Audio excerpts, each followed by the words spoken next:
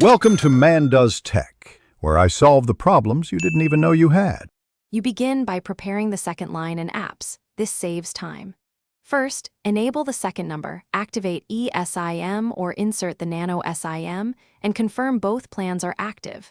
Once done, install WhatsApp and WhatsApp Business.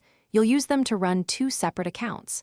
Make sure each app has contacts and notification permissions because verification codes and message routing depend on them.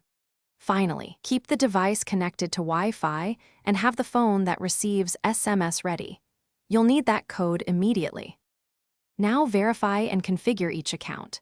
You'll open WhatsApp Business first and enter the second phone number. When the SMS or voice code arrives, enter it to complete verification. Next, set up display name, business info if desired, and enable iCloud backup. Pick which account uses iCloud so backups don't conflict. Then, go to Settings Cellular and choose which line handles cellular data and caller ID. This ensures messages and verifications use the correct carrier. Once set, test sending a message and receiving a call to confirm routing. Finish by organizing both accounts for daily use. You'll label contacts or use prefixes to know which number to message. Once done, link WhatsApp web separately for each account if you want desktop access.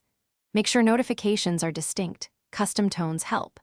If something goes wrong, try this key troubleshooting tip.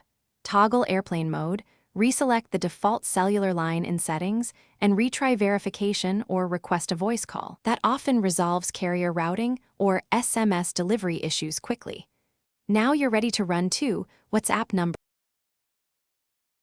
Thanks for watching. If you found this helpful, don't forget to like and subscribe.